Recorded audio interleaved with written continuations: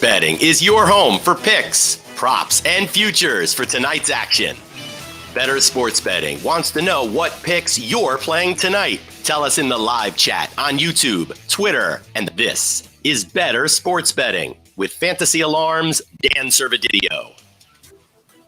What's going on, everyone? Welcome in here to the Bettor Sports Betting Show on Bettor Sports Network and Fantasy Alarm YouTubes on a Friday afternoon, a football Friday. Got Howard Bender with me back on a Friday. What's up, man? How you doing?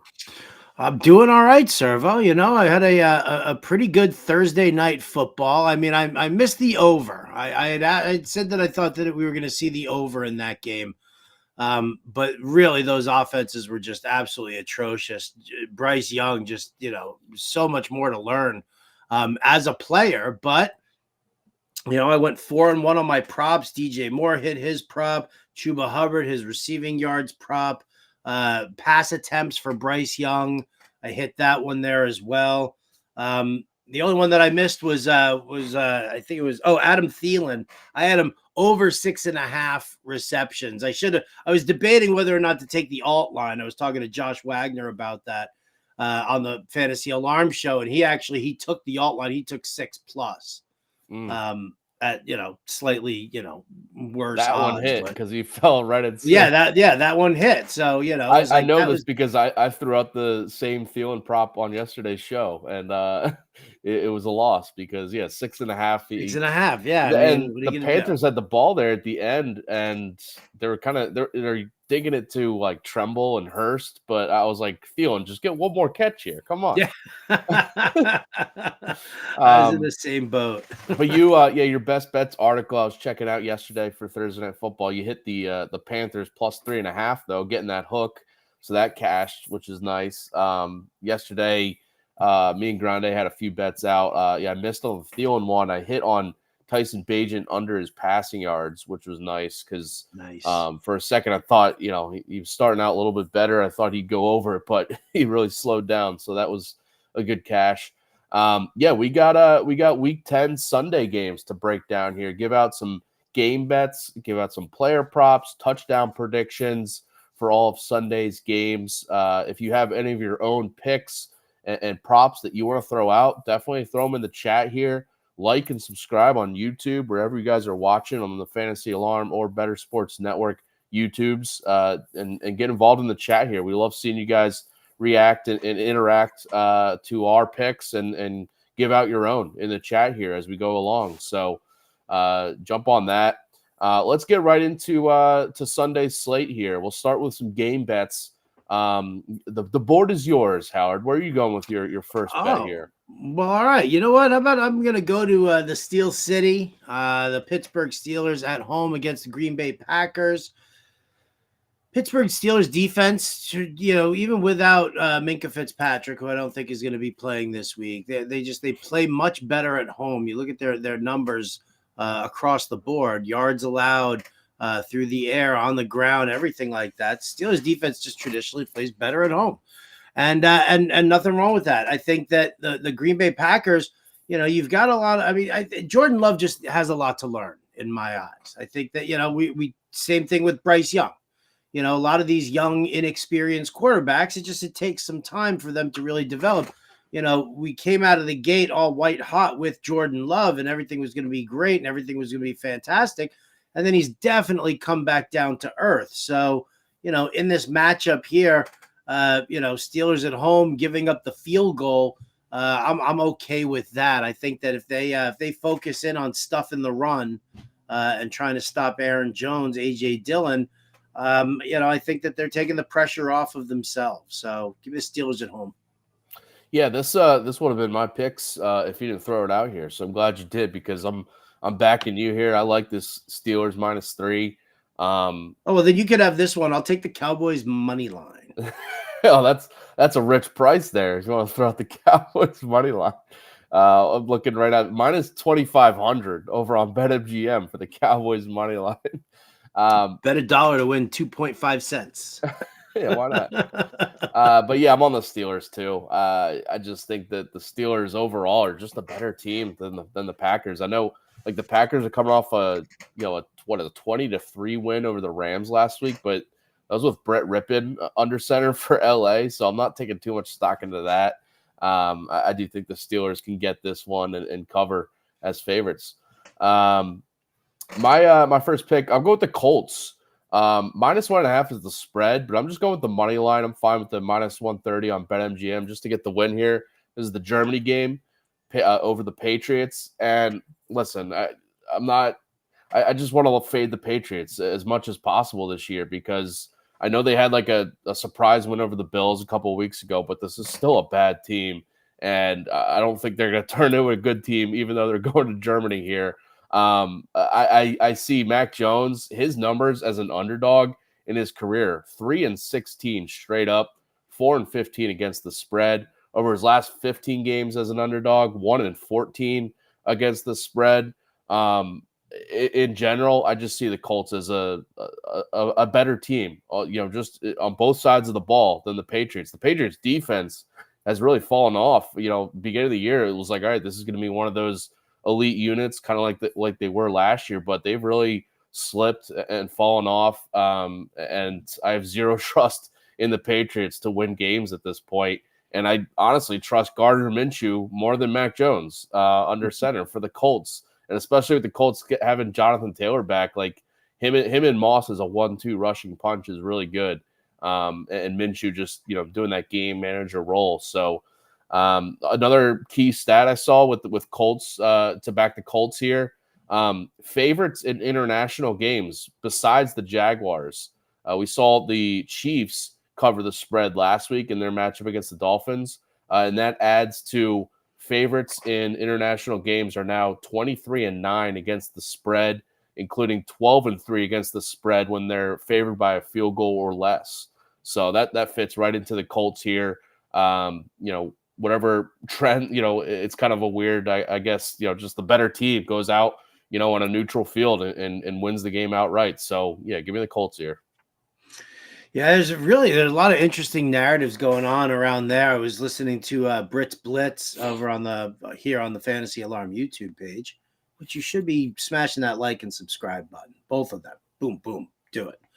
And she was talking about the fact that there's a lot of talk in like the local Boston media right now about, and I think she threw out like the bold, spicy prediction that New England loses this game in Germany. Bob Kraft so upset about the losing in the Kraft family's fatherland, so to speak. And all of a sudden, like just Belichick gets fired when he comes home. Like that was the thing. So I kind of enjoy. They leave him in Germany, right? I mean, I kind of enjoy that little narrative there because now all of a sudden I'm like, well, what's Belichick got up his sleeve? Like, if this is what we're talking about, right? If it's end of days, well, I'm sorry, but the trickster's got something to pull, rabbit out of his hat. I don't think he wins this game. I think the Patriots lose this game. I'm with you there. I just think that it's very interesting. I think it's probably going to be a little bit more of a game than some people think. I mean, yeah, the 1.5 spread, so it should be a close game. It's going to make you nervous. A little nervous there. You're going to be a little nervous. I'll wake up and watch the Colts win this to start out the day. All right, how about where else are you going? All right, so Titans Buccaneers. This game seems very, very interesting to me. And I guess I was wrong about the over under in this Panthers game last night because I genuinely thought that the Bears and the Panthers, both their defenses, their past defenses were bad enough to, kind of put some points up on the board. They didn't. I look at this Titans Bucks game here, 39.5 over under. I'm taking the over. I mean, we saw last week what happened between Tampa Bay and Houston, right? Stroud threw for 470 yards on Tampa Bay's defense, 5 touchdowns. Jamel Dean is banged up.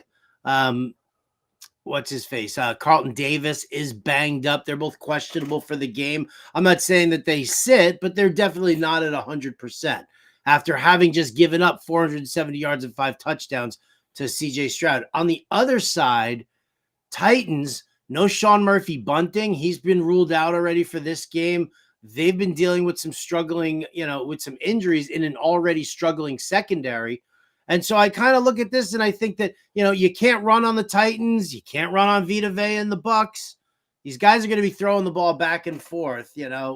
Obviously defensive coordinators are going to be trying to plan for that. But again, neither defense really that overwhelming. I think we see some points in this game. So give me the over 39.5. All right. Yeah, I can get behind that one. The low totals is just like, could be a sneaky overplay. So I like that one. I'm going to go the Lions here, and I know you got to pick on this game too, but I'm taking the Lions minus 2.5. It's at -3, but I'm buying the 0.5 point just to get the 2.5 because I think it could be a field goal win. Detroit coming off the bye week, I think it's a really good time for them because they had injuries on both sides of the ball, especially on the offensive line. And now they're getting Frank Ragnow and Jonah Jackson back to the offensive line just to strengthen, probably the healthiest their starting offensive line has been all season since week 1 because they've been dealing with injuries all season long, but hasn't impacted them much. But I think this is a huge boost to the run game, especially now with David Montgomery coming back. It's, Montgomery and Gibbs, two-headed running back monster behind the, and healthier offensive line, I think is huge in this matchup against, a questionable Chargers defense. It's been shaky all season long. So I think that can help just kind of, take the pressure off Goff more. I mean, he's been fine, but just having Montgomery back is huge for this game coming off the bye week. And I look at the Chargers. I think we talked about this on Wednesday's show, kind of previewing this game a little bit, but they still haven't proven that they can beat good teams. Their wins this year have been against the Bears, Jets, Raiders, and Vikings. Their losses have been Cowboys, Chiefs, Dolphins, and Titans. I mean, when they play, a formidable opponent or a better opponent, they're losing the game. And it's been by a couple of those losses have been by field goals. So that's why I like getting the 2.5 here. But just Lions are better on both sides of the ball. I know that the Chargers have the advantage at quarterback, obviously, with Justin Herbert, but I think even on the road here, I'm fine with taking the Lions to win this game and cover the spread. Yeah, I like the Lions in this one as well. I think it's a nice pick. I like buying it down to the 2.5. It's not that juicy at minus 130. I like the under in this game. I'm going to take the under 48.5. The Chargers have been one of those teams that are playing down at a level, not at the level they should. The loss of Mike Williams, the loss of Josh Palmer now on top of that is making it a little bit more difficult. Quentin Johnston is not really quite ready. He's not getting any kind of separation at all. And so I'm kind of worried about really what this passing attack brings. You've got Eckler, you've got Keenan Allen, but, where are the other weapons there? And, you could say Gerald Everett, but, I'm not so sure. So, I think the Lions do have a decent defense. I do worry about what's going on with this Chargers offense and will it be that productive? Lions coming off of the bye. And so I just feel like, maybe this isn't as big a barn burner as some people think it's going to be because, naturally everybody's like thinking about Jared Goff. I was just talking to John and Pemba on the DFS show, and he was talking about the fact that the Chargers' best part about their defense is their pass rush. And so what's the best way to neutralize the pass rush? You either run it right at them, or you the little dump off passes to your running backs, and that helps neutralize the pass rush. So welcome back, David Montgomery. So I think that helps keep. I think that it just helps keep choose the clock up when you run more. I think it keeps that score down. I'll take the under 48.5. Yeah. I expect the Lions offense to be pretty run heavy in this one with Montgomery back now. I mean, just having him and Gibbs both back there is huge. All right, next one here. I think we're splitting this one. So we got Seahawks Commanders. I'm going with the Seahawks minus the 6. You're going with the Commanders here. I'll go first. I mean, the Washington defense is a worry for me. I know, I think the losing Montrezl Sweat and Chase Young is going to start catching up to them, especially in the pass rush, but just along the defensive line against, a Seahawks offense that likes giving Kenneth Walker a lot of carries. They like leaning on the run here. But a lesser pass rush, I don't think is going to bother Geno Smith much here. To when he's faced some better D lines and better defenses, that's when he's made mistakes. The Seahawks offense has looked a lot less efficient, but I think this is a good spot for the Seahawks to come out and take advantage at home, especially after getting blown out last week against Baltimore. I just think it's going to be a big bounce back for them. Pete Carroll's going to have his team ready. And in this spot, I think he's about a 65% cover rate coming off a loss in his career of just, having his team ready to bounce back, suffering a loss, especially a big loss. I think they're going to rebound at home against the Washington team that, last week they beat the Patriots only by 3 though, and it was a game they could have lost. So I'm still not sold on Sam Howell and that Washington offense either. So I like the Seahawks -6. Your time to counter here because I think you like the Commanders. Well, I mean, listen, I have the Commanders at +6.5. I got that from -110 on BetMGM, so I feel good about that. 92% of the public money is on Seattle -6. 92% of the public is saying that. I find it a little questionable. I'm not. I don't like betting with the public, especially when the public knows this much that this is going to happen. And so, I look at this and I'm like, well, if that's where everybody else is going, I can go the other way. Sam Howell's going to throw this ball 40, 50 times this game. Like that's all they do. And yeah, Witherspoon is he's a solid cover corner guy. And yes, they've got Jamal Adams, but I think that with Terry McLaurin and Witherspoon kind of battling back and forth, it's going to open up Jahan Dotson. It's going to open up Logan Thomas. Curtis Samuel is expected back. I'm not saying that the Commanders win this game, not by any stretch, but man, I think they cover the spread 6.5 too, which, it's like, it's nice. I feel like I'm being gifted when I see that 92% of the public money is on Seattle -6. I just kind of get giddy that I'm actually getting the Commanders and the extra half point there too. Yeah. Listen, and with all the public money coming in on the Seahawks and the line it was 6.5 that you got it, and now it's 6. Interesting. And maybe some of the bigger bets, the sharp money, which you're sharp here, is coming in on the Commanders, and that the fact that the line has not moved to Seahawks -7 or in that direction. So you got me worried. I guess best case scenario, I get a push and you get the win, right? Well, I mean, should we throw something down on this make it a little interesting for us? I mean, I already wore the Taylor Swift shirt. I've already paid that one there. We could throw a little action on this one if you want. We could. What did you have in mind? I didn't really. I mean, this is all just kind of sprung upon me right now. I'd have to think about that. I'll tell you what, our producer Sean Engel today. Thank you, Sean. You decide. Throw what Servo and I are going to wager on in the chat. Make it worth our while. Both our whiles here. We'll let him stew on that, and we'll see what the bet's going to be. If you haven't already, go jump on the Fantasy Alarm All Pro subscription. Howard will have some of his best bets article for the NFL slate coming out. Obviously, we got all the DFS coaches for every single position up right now. Reports, fantasy football reports on red zone, target report, wide receiver, cornerback matchups, IDP, all that stuff you can get with the All Pro subscription at Fantasy Alarm right now. Tonight, we got a huge college basketball DFS slate that I've got a college basketball DFS playbook out for that. So you get that with the All Pro subscription. Tomorrow's college football. Me and Pete Cole have all of your college football bets and DFS plays out there too. So just jump on the All Pro subscription at Fantasy Alarm. Let's get to some player props for Week 10's Sunday slate here. Where are you going with one of your props? All right, here we go. This is the first one, and this is one of those I put my money where my mouth is, and I'm going to use them in DFS, and I've got them in a couple of season-long leagues as well. Brandon Powell, over 24.5 receiving yards, got -110 at BetMGM.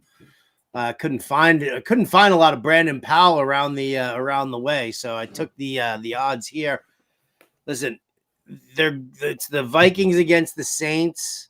Marshawn Lattimore is going to be on Jordan Addison. Alontae Taylor, the slot corner for the New Orleans Saints, has been atrocious this year. So far, against Alontae Taylor alone, game by game, I totaled it up. 52 catches, 686 receiving yards allowed, 3 touchdowns. And I mean, these are like slot receivers. These are not like great players that he's giving up these numbers to. So, like Darnell Mooney last week put up 5 catches for 82 yards on Alontae Taylor. 82 yards. Darnell Mooney, right? I mean, come on. So I've been targeting against him the entire season, in season long in DFS, and here I am betting against him again by betting on Brandon Powell over 24.5 receiving yards. Powell caught a touchdown last week from Josh Dobbs. Maybe he catches another one this week. Maybe he will. And by the way, with that in mind, KJ Osborne in concussion protocol, he apparently practiced today, but we'll see if he's actually active for Sunday's game. So yeah, that's just, I guess, talking Vikings wide receivers. Keep that in mind for Powell. All right, I'll go with Josh Jacobs against your Jets, Howard, but give me his over rushing yards here, over 67.5 rushing yards. The Jets have a great pass defense. We know that, but their rush defense is not great this season. And teams have, taken advantage of this, looking to pound the run because they don't want to challenge Sauce Gardner. They don't want to challenge DJ Reed and force, interceptions, especially with the Raiders situation at quarterback. I feel like they're going to feed Jacobs in this spot. The Jets allowing 137 rushing yards per game, third most in the NFL this year. And a running back has ran for 68 or more rushing yards over this prop in 5 of 8 games against the Jets this season. Jacobs looking a lot better after he got off to a slow start from his holdout, but starting to pick it up more, get a lot more workload in this Raiders backfield. He's been over this line in 3 of the last 5 games with 98 rushing yards last week. So I think it's trending up for him, looking a lot healthier behind that, in that Raiders backfield. So I think the 67.5 just a little too low for me. So I'm taking the over. Really going out on a limb there, picking on my Jets like that, huh, Servo? Hey, I did pick the Raiders to win the game. How about that? Wah, wah. My tackle monster prop of the week. You guys hear Andrew Cooper and I talking about our tackle monster picks over at Underdog Fantasy all the time. We do it here for Bettor Sports Betting. Kazir White, I'm going to say over 8.5 tackles and assists. It's plus 110 at BetMGM. Now, I mean, I was shopping around to see if I could, find a better line because it's minus 140 on the under. So I'm just kind of looking at that. I think personally, I mean, with the way that the Atlanta Falcons run the ball and with Tyler Algier, who, according to Arthur Smith, is the best goal line back in the NFL. Yeah, I know, right? Bijan Robinson owners are like, yeah. So Kazir White, with the amount of running that they do, he's going to be on the field a ton. They're going to just keep coming running at him. He's going to, he's the one that is back and forth all the time. So give me Kazir White over 8.5 tackles and assists plus 110. BetMGM. Well, on that note, I'm going with a defensive player tackle prop too, because like the Falcons, the Lions, another team that just runs the ball, with David Montgomery back too this week, it's going to be a lot of runs. We talked about this earlier with previewing this game, giving our picks out, but Kenneth Murray over 6.5 tackles plus assists. I like this one because, as the linebacker in this spot against the Lions, they've been racking up tackles. As a team this year, the Lions are allowing the second most tackles per game, and 12 linebackers that middle linebackers, inside backers have hit this over in 8 games this year against the Lions. So I think Murray is going to be the next to do it because he's gone over this prop in 6 of his 8 games this season. So yeah, I just think it's going to be a lot of Montgomery and Gibbs carries and a lot of chances for Kenneth Murray to rack up tackles. Love it, man. I love a good tackle monster prop. Absolutely. Absolutely. All right, I got here we go. Joe Mixon. I was looking at his work over at BetMGM, and it was like 68.5 rushing yards for like minus 110 or something like that. Over at Caesars, Joe Mixon over 65.5 rushing yards at plus 100. Lay it down over there at Caesars. Get the even money call. 3 yards less that you have to worry about in this one. Listen, Jamar Chase has a back issue. T. Higgins is already ruled out. The way you beat Houston typically is through the ground game. And so I think there will be a little bit more of a lean on Joe Mixon in this game. I mean, listen, the CJ Stroud versus Joe Burrow, big matchup that everybody's like kind of salivating over. It's going to be great. It's going to be fine. But I think, it's more important. Cincinnati knows that they need to it's so much more important to, get that W, and whatever it takes. It doesn't, put everybody puts ego in check on that team, which is nice to see.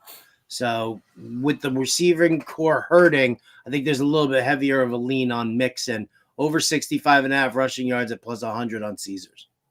Yeah. And getting the better line there over on Caesars. It's, just stressing the importance of shopping around, trying to find the best lines out there. Yeah, definitely. All right, you got one more prop, right? One more here. Will Levis, over 30.5 pass attempts. It's a plus 100 on BetMGM. I was looking over at, I think it was DK, and it was at like minus 120 for that. So, again, shopping around, finding a little bit better of a deal. I think that both these teams start throwing the ball more, and it's Will Levis versus Baker Mayfield. Was that a sneeze? God bless you. That was a cough, but thank you. Well, then never mind. Forget you. Will Levis over 30.5 pass attempts at plus 100. The Bucs and the Titans start slugging it out later on. All right. I love the just quick pivot to God bless you, and then go back to the analysis. Hey, man, that's what you're getting here on the Bettor Sports Betting show. Don't want those evil spirits that you're trying to expel from your body. I don't want them to that's why you say it. That's why you say God bless you to somebody, so that the evil spirits that they're trying to push out don't go right back in. I think the other thing that I have heard that is when you sneeze, doesn't your heart like stop for a split second? So that's why people say like God bless you, because your heart stops but you're back. That. Oh man, I would love that. Like just start rapid fire sneezing until I'm like taking that, like going into my permanent sleep. That's my dad, not to get too far away from this, but my dad, he's the kind of person that sneezes like 6 times in a row, and he just like one right after another. And every time he does, I'm like wait and say God bless you, wait and say, but I'm like, no, he's got like 4 more coming.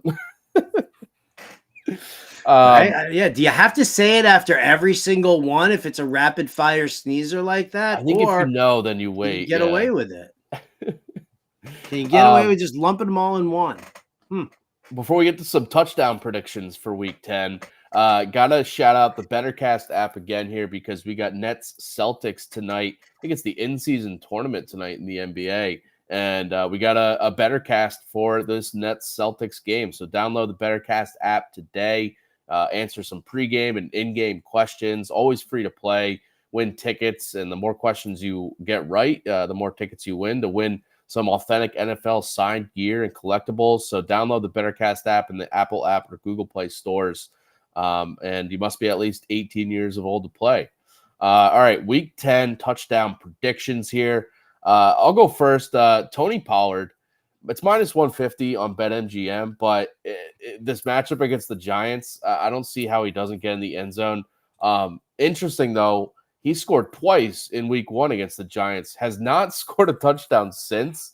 Right? I think he's, Howard, he's due. He's due to get in the end zone because the Giants, they've allowed 13 rushing touchdowns this year over 9 games. They've allowed a rushing touchdown in all but 1 game this year, and they've allowed a rushing touchdown to a lead back in all but 2 games this year. So I think Pollard gets into the end zone here, just like he did in Week 1 against the Giants. Minus 150 is a little rich, but I think I'm fine paying that just because of the Giants' track record against running backs this year. Giants' track record against running backs has been terrible. I was talking about him on the DFS show with Impemba, and Impemba was like, "Yeah, but look at his game log here in these blowouts. He hasn't since that game against the Giants, he hasn't done anything even in blowout games." So he got me all a little nervous about Tony Pollard. So I hope you're right. Well, I was looking at it too because I was considering his rushing yards prop this week, but his yards have been very down every single game since that Giants game basically, and his touchdowns too have not been there. But I'm hoping this is the week he gets back. I like it. All right, my here's my first touchdown call because I got two. Okay. My first one here, this kind of, you're not going to like this. Ramondre Stevenson, anytime touchdown. He's getting into the end zone this week. I got a plus 130 over at Caesars. Listen, man, the Colts have given up 15 rushing touchdowns this season. It's the most in the league, 125.6 rushing yards per game allowed. This is not a good run defense. Mac Jones is not a good throwing quarterback. Demario Douglas is banged up. Devontae Parker's out. They're just going to run the football. And while you're thinking, well, would the Colts just stack the box? Yeah, they would. And they still don't have enough to stack the box. Ramondre Stevenson gets into the end zone this week. Believe it. I like that. Yeah, he broke off a long touchdown run last week. So even if they're not even in the red zone, he has that breakaway, speed and playmaking ability to get in the end zone. So, all right, you're going with the plus money. I'm just going to take the low hanging fruit here. I don't care if this is chalky. I don't care if it's, obvious, but Christian McCaffrey, touchdown. It's minus 250, but throw this in a parlay because he is now he's tied for the most touchdowns in consecutive games. The NFL record is at 17. He's at 17 right now. He needs one more to break it, and it's coming here because, with the 49ers offense just kind of, looking a little iffy in recent weeks, Brock Purdy a little banged up. I just think they're going to lead on McCaffrey in both the rushing and passing here, and I just see him, because of the fact that he needs a touchdown to break this streak. I think in the red zone, they're going to be giving him the ball just to, even if, it's maybe not the smartest because they know it's coming, but I think he's getting in the end zone here because, listen, it's minus 250 for a reason, but I think you throw this in a parlay, and I'm fine with that. So obviously not like a out on a limb call here, but whatever. Now, listen, man, as long as you throw it into a parlay, why not? Yeah. Love to see him set that record. I wouldn't bet this straight up, but All right, my other touchdown call here, Mike Evans. Anytime touchdown, it's at minus 110 on BetMGM. It's at plus 163 at Caesars. Get on over to Caesars and hammer that one right there. Listen, again, Sean Murphy Bunting is out. The Tennessee Titans secondary is weak with him in it. Imagine what it's like with him out of it. Baker Mayfield's going to be throwing the ball. Neither team has, a ground game. Both run defenses are solid. So they're going to throw the ball here. Mike Evans comes in with a touchdown at plus 163. All right. Yeah, and this goes right in line with your over in that game too. So let's root for some Mike Evans. How about 2 touchdowns for Evans? Fine, do it. All right. Before we wrap up here, our producer Sean Engel has thrown in our chat here with the bet that we will be making based on the Seahawks Commanders game. So we both took either side of the -6 spread there for the Seahawks Commanders, and this is the bet according to our producer Sean, and I think we both agree to this. So if I win with the Seahawks -6. You have to wear a pair of bird wings and do a bird call on the air. Yeah. And if you win with the Commanders plus the 6.5, I have to wear an outfit similar to a military commander and do some push-ups on the air with Howard ordering me to do them. as I'm doing some push-ups. I like that. How many push-ups do we are we saying here? Is it a 10 push-up thing? Is it a 5 push-up thing? I mean, I got to get creative here. All of a sudden, how am I going to wear a pair of bird wings? Like, I'm going to have to like make sometimes I'm going to have to like go crafting this weekend or something like that. I know. I don't think I have any army wear here, but I'll try to figure that out. Okay. Not to mention, I don't know if you've ever heard my duck call before. Have I ever done my duck call for you? I feel like I've heard that in the past, but you want to throw it out right now. I do a really good duck call. You want to do it right now, or you want to save that? I mean, I can do it right now if you really want me to. Let's do it. Yeah, bear with me. I know it live air here. Live air. Ready? Yeah. Hey, duck.